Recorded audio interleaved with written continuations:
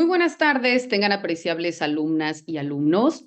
Los saluda con el gusto de siempre la doctora María Catalina Domínguez Nájera y es un placer en esta ocasión poder llevar a cabo la disertación de nuestra primer sesión virtual de la materia que lleva por nombre Derecho Constitucional. Y tal y como se los compartí a través de nuestra plataforma institucional, específicamente dentro de la Liga de Contenido de la Materia y Bienvenida, en donde arroja de manera específica nuestra planeación de estudios. El día de hoy abordaremos la Constitución y los derechos, cómo se reconocen los derechos humanos propiamente dentro de nuestra Carta Magna, las obligaciones que tiene el Estado, los principios rectores, qué es propiamente un derecho constitucional y demás elementos que sin lugar a dudas son importantes que nosotros conozcamos y comprendamos para saber también el alcance del derecho como tal. Cuando hablamos del derecho constitucional, vemos que sin lugar a duda adquiere una gran relevancia dentro de nuestro territorio mexicano y por tanto ha tenido una forma de regulación a lo largo de los años, ¿no? El derecho constitucional es objeto de regulación propiamente para que existan estas normas jurídicas que determinen y que luego entonces regulen al Estado la división del supremo poder de la federación que ya sabemos se encuentra depositado en tres, que es el poder ejecutivo, legislativo y judicial, así como también las atribuciones y las obligaciones de estos poderes. También vemos que regula las relaciones entre los poderes y los gobernados y tutela los derechos de los gobernados de la nación mexicana. Por tanto, el contenido del derecho constitucional, así como también la constitución política, el Estado de Derecho, los derechos fundamentales y las garantías y los principios rectores constitucionales, son objeto constante de estudio. Vemos pues que cuando nosotros hacemos referencia al derecho constitucional, primeramente tenemos también que conocer en qué consiste. Primeramente partimos, si hablamos de un derecho constitucional, pues entonces tenemos que partir de la Constitución Política de los Estados Unidos Mexicanos. Y por tanto, hablar de la Constitución es hacer referencia a este documento político jurídico en el que se sientan todas aquellas bases para que exista una organización del poder público de un Estado. Y por tanto también toma especial atención el estudio y el análisis que se realiza para tener una comprensión de lo que en ella se contenga, ¿no? También convergen dos campos del conocimiento que se encuentran estrechamente relacionados. Y aquí encontramos, por un lado, la teoría constitucional y por otro, lo que es objeto de nuestro estudio, que es el derecho constitucional. Sin embargo, vemos pues que estas investigaciones que se han llevado a cabo sobre la Constitución han tenido una vinculación en cuanto al objeto de estudio de interés para poder dar sustento al origen y al contenido de los documentos constitucionales. Al respecto, algunos autores determinan que la materia constitucional indican que el derecho constitucional debe ser considerado como un elemento del Estado. ¿Por qué? Porque a través de este derecho se pueden contener todos aquellos fines que persigue el Estado mismo. Otros autores afirman que en ese mismo sentido, que se necesita reconocer al derecho constitucional la importancia que éste tiene para interpretar y para comprender de mejor manera sus normas. Al respecto, Ignacio Burgoa expresa que en vista de que la Constitución es de prima facie el ordenamiento fundamental y supremo en que se proclaman los fines primordiales del Estado y que en él se establecen las normas básicas a las que debemos ajustarnos en cuanto al poder público de imperio para poder realizar, entonces el estudio de la misma pues no debe prescindir del tratamiento de la finalidad estatal.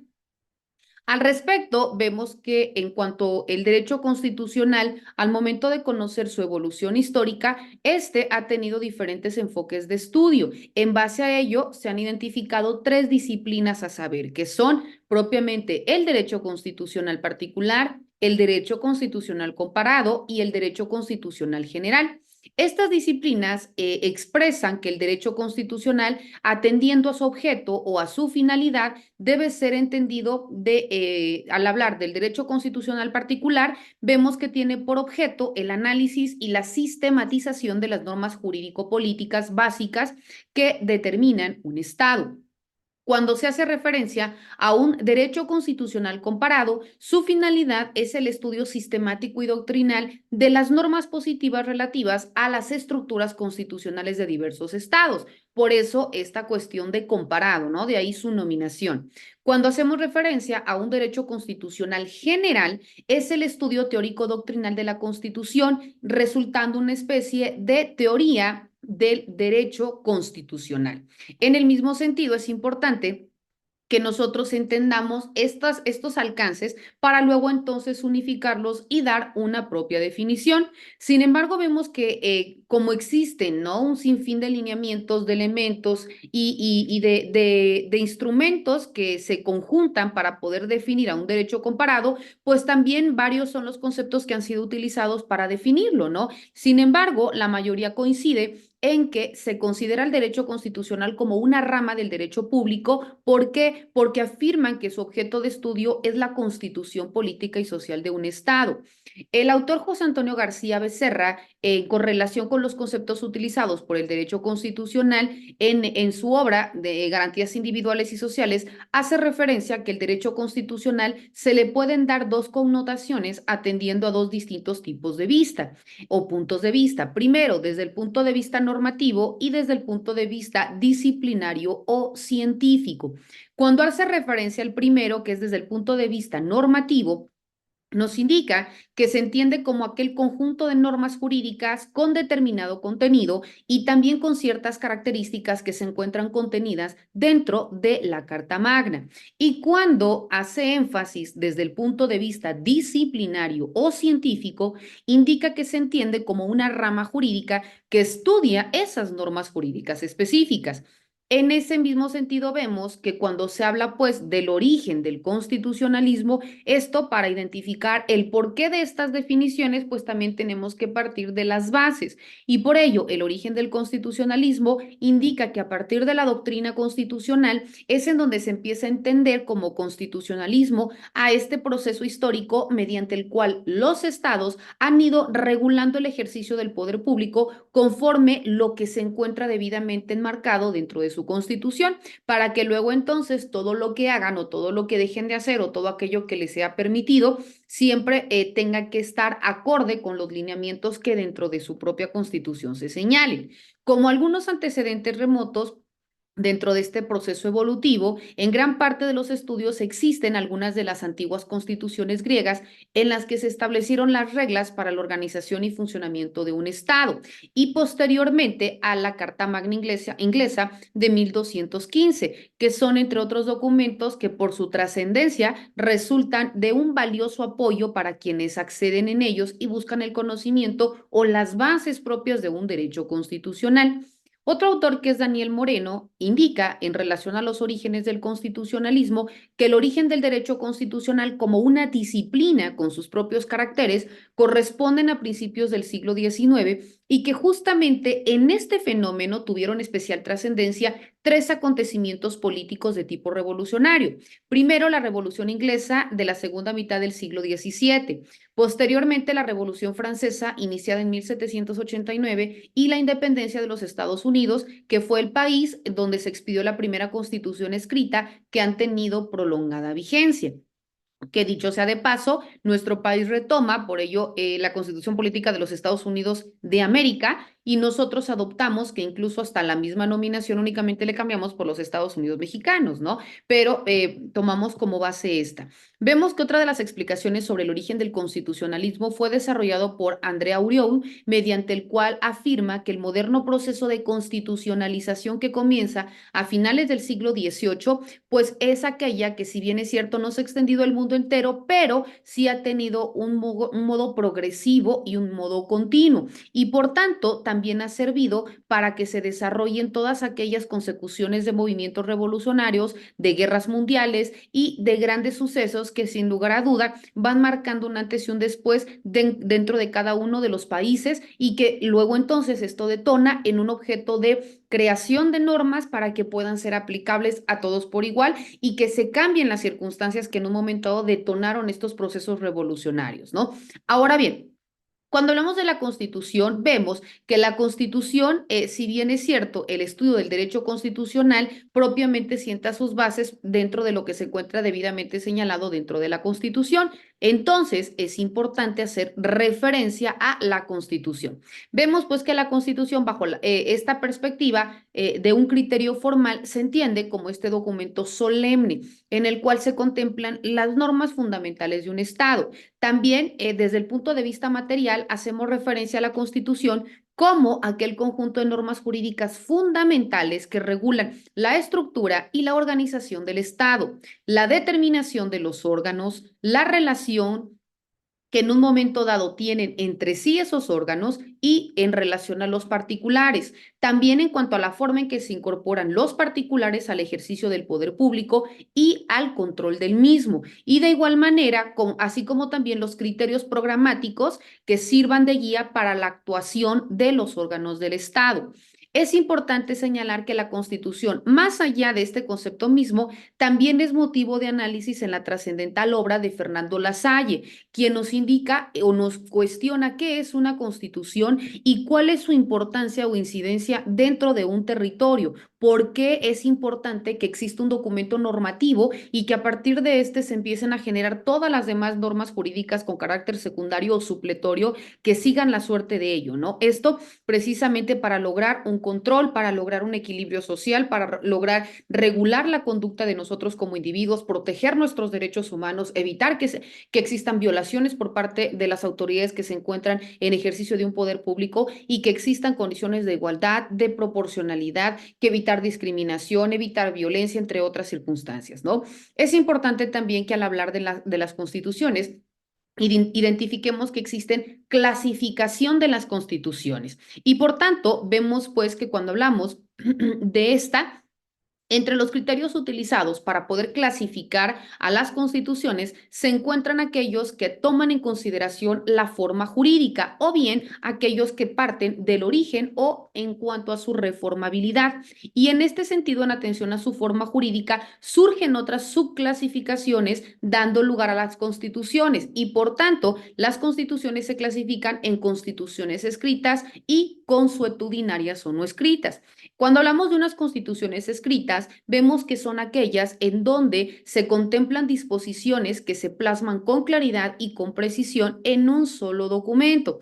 Por ejemplo, la nuestra, ¿no? Cuando hablamos de las constituciones consuetudinarias o no escritas, son disposiciones de las que no existe un documento específico en el que se contenga la totalidad de las normas básicas.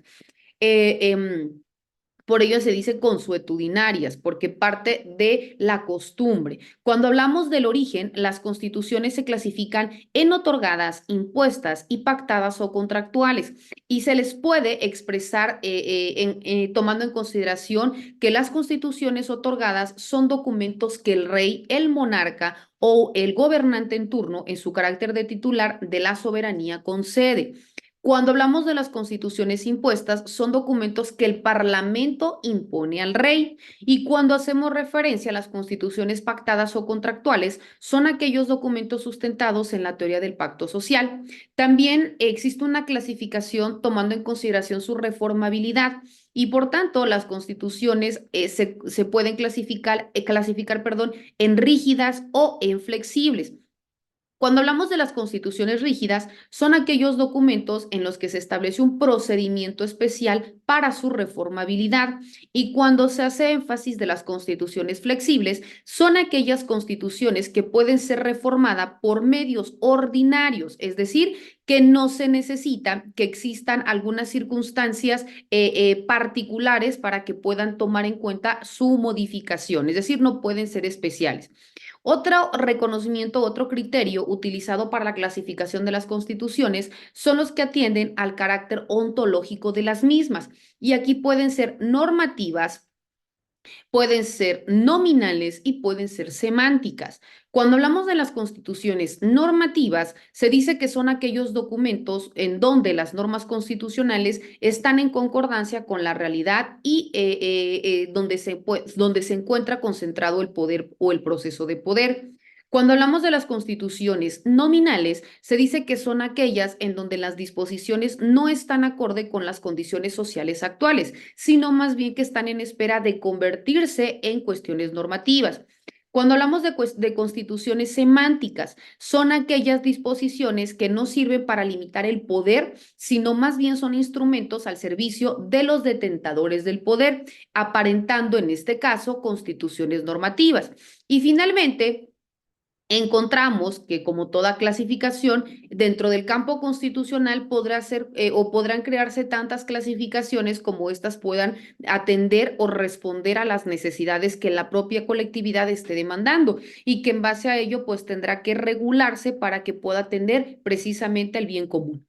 Cuando hablamos de la Constitución, también es importante tomar en cuenta que ésta se crea para atender las necesidades y también para poder regular todo aquello que surge como un estado de necesidad. Y por tanto, dentro de las disposiciones constitucionales, pues también se ha sistematizado en cuanto a su contenido y se dividen en dos grandes grupos y con criterios distintos.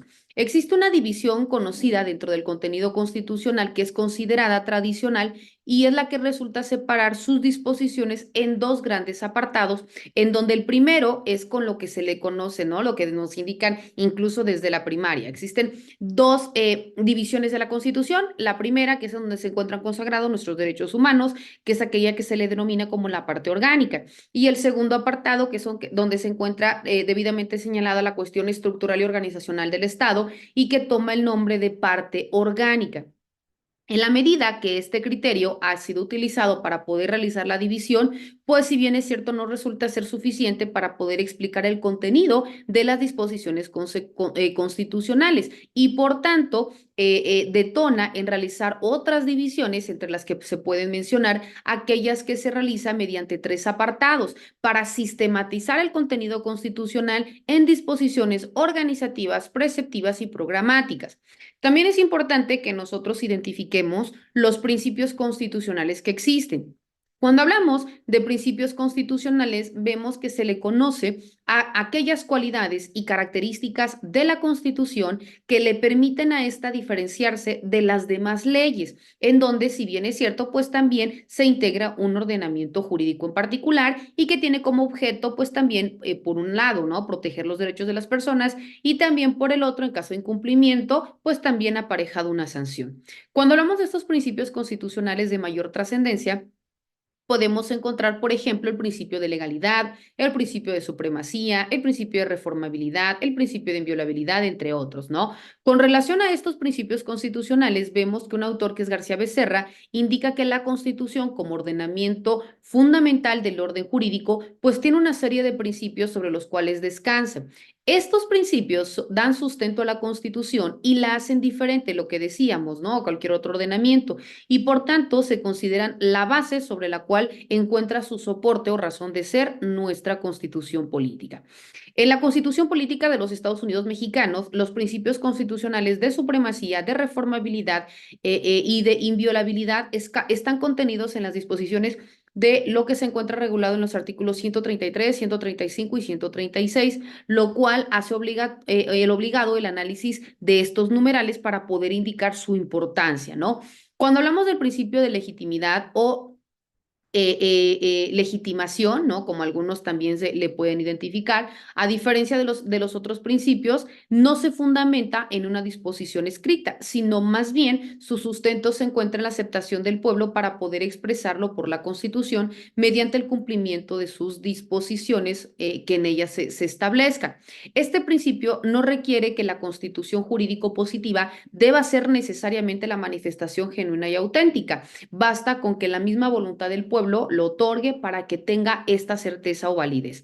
Cuando hablamos de la supremacía de la Constitución y la nulidad de los actos contraria a ella, vemos que si bien es cierto, esto se realiza para proponer una jerarquía de los principios constitucionales y por tanto el principio de supremacía constitucional ocupa un primerísimo lugar por ser este el sustento mediante el cual la Constitución adquiere el rango de ley suprema dentro del orden jurídico, así como también para sentar la base para el mecanismo con que ésta se encuentra para una defensa ante actos contrarios a ella. Un autor que es Luis Felipe Tena Ramírez nos indica que el mecanismo de defensa ante los actos contrarios a la Constitución y sus consecuencias se debe comprender de la forma siguiente. La defensa de la Constitución consiste en la nulificación de los actos que la contrarían, la cual incumbe principalmente a la Suprema Corte de Justicia en instancia final. Los actos de la Suprema Corte realizados en interpretación constitucional son los únicos actos de poder constituido que escapan de la sanción de nulidad, lo que se explica si se tiene en cuenta que la Corte siempre obra no sobre la Constitución, sino sobre su nombre o en su nombre. En cambio, el rumbo de la jurisprudencia de la Corte, por motivos ya sea políticos o sociales, como ha acontecido en algunas veces en Estados Unidos, plantea la posibilidad de que la Constitución asuma, de hecho, ante tales ocasiones, la función de poder constituyente. En ese sentido, también es importante que nosotros identificamos el constituyente originario. Cuando hablamos de los orígenes, como comentábamos hace rato, ¿no? Cuando hablamos de los orígenes de la Constitución, si bien es cierto, existen algunos argumentos empleados para poder explicarlo, desde los que se encuentran en la tesis del poder constituyente, que es a partir de la unión de los individuos y que en ese sentido están constituidos en una asamblea popular y que por tanto tienen como objeto plasmar en un documento las bases para la organización y para el funcionamiento del poder público. Al poder constituyente también se le ha denominado como poder originario.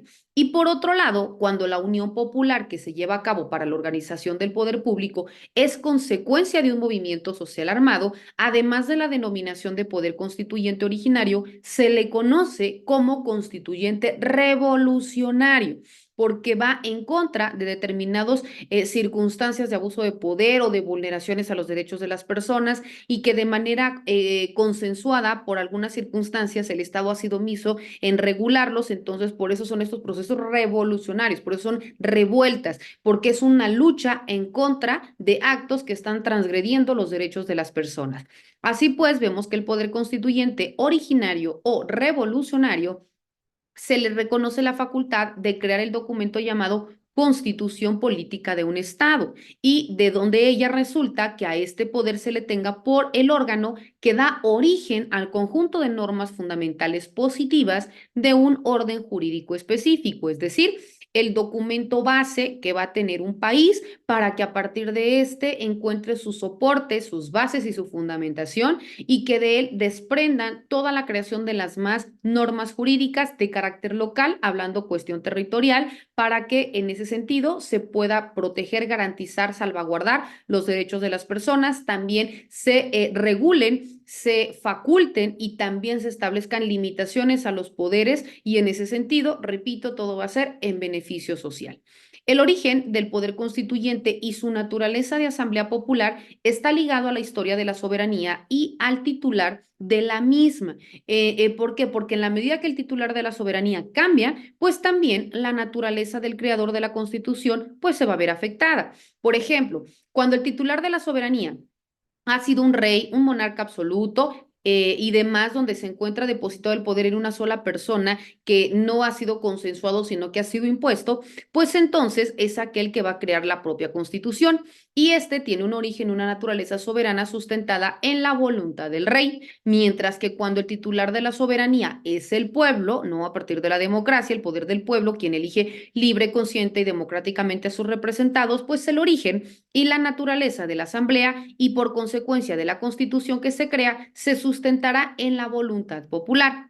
Para conocer el origen del poder constituyente y su facultad como un órgano creador de la Constitución, también es importante que identifiquemos al autor Felipe Tena Ramírez, en donde nos indica que dentro del sistema americano el único titular de la soberanía es el pueblo, ¿no? O sea, la nación. Este titular originario de la soberanía hizo uso del poder cuando se constituyó en Estado jurídicamente organizado y para este fin el pueblo soberano pues expidió su ley fundamental llamada Constitución en la que expresamente, ¿no? indica o consigna la forma de gobierno, crea los poderes públicos con también sus respectivas facultades y limitaciones, y también reservó para los individuos cierta zona inmune a la invasión de las autoridades, es decir, los derechos públicos de las personas que nuestra propia Constitución reconoce. También se contempla el acto de emitir la Constitución, en donde significa para el pueblo que le emite un acto de autodeterminación plena y auténtica, que no esté determinada por determinaciones, o que no esté limitada por cuestiones jurídicas, sino más bien por cuestiones que no sean extrínsecas a la voluntad, y que sean de una sola persona, sino que más bien sean acordes a las voluntades del pueblo, que en los regímenes como en el nuestro toleran esta forma consensuada y no toleran la apelación directa del pueblo. También reconoce el auto de autodeterminación, en donde representa la única oportunidad de que el titular de la soberanía la ejerza en toda su pureza e integridad. Esto es lo que nos reconoce o nos indica precisamente Felipe Tena Ramírez cuando hace referencia a los orígenes del poder constituyente y aquellos que está establecido propiamente como una voluntad del pueblo para poder crear su constitución, y que luego esta sea precisamente por su propia voluntad, más no por una imposición. Ahora bien, ya indicamos los orígenes del poder constituyente, ahora vamos a ver las limitaciones del poder constituyente. El poder constituyente, reconocido como el órgano creador de la Constitución, en el ejercicio de sus funciones también tiene limitaciones, y luego entonces está limitado por diferentes factores, dentro de los cuales no son nada más las cuestiones internas, sino también las de orden internacional, los que en un momento llegan a influir y a determinar el contenido de la propia Constitución. Por tanto, el ejercicio de la función esencial que el poder constituyente tiene para poder crear su constitución y luego entonces plasmar en ella la forma de gobierno, la forma de poderes, su estructura, sus atribuciones, y por consonancia el poder también cuenta con limitaciones. Primero, el deber de circunscribir sus disposiciones al ámbito espacial de su territorio. Segundo, de tener en consideración las disposiciones establecidas en los tratados internacionales que se han celebrado por los regímenes anteriores. Y tercero, los factores del orden histórico, político y también los factores reales de poder, que por alguna u otra razón también van a influir en estas decisiones. Vemos pues que la importancia de todas estas limitaciones hace necesario que cada una de ellas se deban analizar. Esto con la finalidad de establecer un marco de referencia para que exista una correcta comprensión, ubicación y demás lineamientos de que podamos entender dentro de las disposiciones constitucionales. También es importante que nosotros identifiquemos el poder constituyente y los poderes constituidos. Cuando hablamos del poder constituyente, vemos que una vez que éste ha cumplido su objetivo, que es crear propiamente la Constitución, que ya lo hemos manifestado hasta el cansancio, vemos que también tiene estas limitaciones que también ya hemos citado, que son las tres. Y entonces deja establecido también las mismas formas o los mismos órganos encargados de hacer valer sus disposiciones, y también de disolver la Asamblea Popular mediante estas, donde confiere está propiamente el poder, ¿no? O en base a los cuales este poder funcionó. Y luego entonces da lugar a las facultades de los órganos que se tienen. Y es así como la doctrina ha utilizado la denominación de poderes constituidos por los órganos a los que la ley suprema les ha concedido las atribuciones de poder público. A estas formas de reconocimiento o a estas denominaciones les sirve para poder diferenciarlos del poder originario que en un momento dado los creó. Los poderes constituidos con sustento en los principios de la doctrina de la división del poder, y también en razón de las facultades otorgadas a cada uno de ellos, ha recibido el nombre de poder legislativo, del poder ejecutivo y del poder judicial. Cuando hablamos del poder constituyente permanente, vemos que además de los poderes constituidos, también ha dejado establecido en la ley suprema el mecanismo para que por la vía pacífica y con la finalidad de poder mantenerse actualizadas las necesidades que existan en un tiempo y en un lugar determinado, también se contemplen las disposiciones que puedan ser objeto de alguna modificación. El mecanismo que se tiene que realizar tiene como característica que para que las modificaciones constitucionales puedan llevarse a cabo, las que deben ser reformadas o adicionadas deban ser forzosamente realizadas de manera conjunta con el Poder Legislativo Federal y también con las legislaturas locales. También indica que el ejercicio de esta facultad conjunta es lo que ha dado origen a que cada vez que se modifique alguna disposición constitucional, se constituya el órgano revisor de la Constitución al que se le ha denominado como Poder Constituyente Permanente. El Poder Constituyente Permanente es una institución jurídica que ha adquirido una importancia en aquellos sistemas que cuentan con una constitución llamada escrita como el nuestro o como en nuestro caso, ya que mediante el mecanismo en que se efectúa es como nuestros gobernados pueden tener una mayor seguridad jurídica dentro de sus modificaciones que puedan realizar en cuanto a un contenido de esta ley fundamental. El constituyente permanente, como un órgano facultado para reformar la constitución política de los Estados Unidos mexicanos, vemos que tiene su soporte en el artículo 135 y que es en donde integra o se encuentra integrado por el poder legislativo y por los poderes también federales, ¿no? El legislativo federal y los legislativos de las entidades federativas. Para la aprobación de la reforma se requieren dos momentos procesales. Primero, mediante la aprobación de las 2/3 partes de los miembros del Congreso de la Unión y posteriormente por la aprobación de una mayoría absoluta de las legislaturas locales. Por tanto, vemos pues, estimadas alumnas y estimados alumnos, que el ejercicio reiterado propiamente de esta facultad hace en consonancia que la Constitución se traduzca en una, perdón, en una transformación constante en donde todos sus contenidos constitucionales pues también atiendan o sean reconocidos, regulados y también modificados para satisfacer en mayor forma las necesidades de las personas, ¿no? Motivando diversas cuestiones que en un momento puedan resultar un tanto controversiales, pero que en todo momento, repito, se pondere el bien común. También vemos que estas formas de interpretar o de reconocer el derecho constitucional, pues sin lugar a duda también ha generado un antes y un después durante todo este proceso evolutivo o estas cuestiones históricas, porque vemos cómo también se pasa de una forma a otra y todo para que exista una correcta distribución del poder y en beneficio de la sociedad. También es importante que identifiquemos la teoría constitucional y la constitución política de las entidades y en ese sentido vemos que aquí trata específicamente de reconocer las bases sobre las cuales se sienta la regulación en este caso, de todo un territorio y de las propias entidades federativas.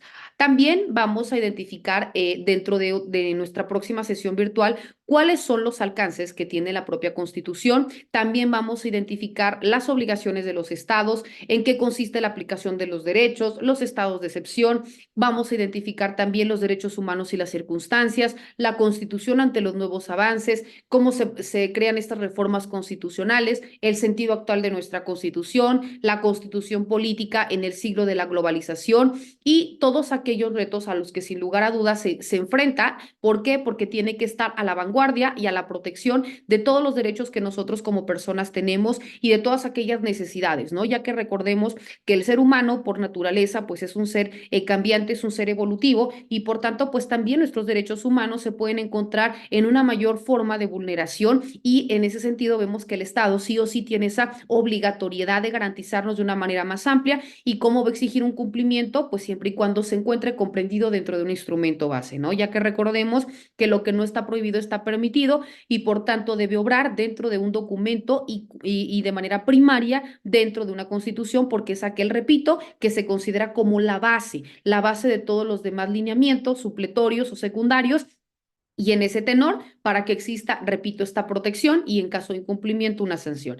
Estimadas alumnas y alumnos, agradezco enormemente a todas y a todos aquellos quienes se conectaron a nuestra sesión virtual del día de hoy. En el mismo sentido, también informar que esta sesión ha sido grabada para que en el momento que a su servidora le compartan la liga, con muchísimo gusto yo se las impacte en plataforma y quienes así lo deseen puedan volver a validar el contenido. Recordando también que se tiene hasta el 23 de marzo para que puedan ustedes enviarme sus actividades, así como también remitir sus 2 comentarios en el apartado de foro para que puedan acreditar de manera correcta nuestra materia. Cualquier duda, cualquier comentario, cualquier circunstancia, como siempre, estoy para servirles. Que tengan excelente día.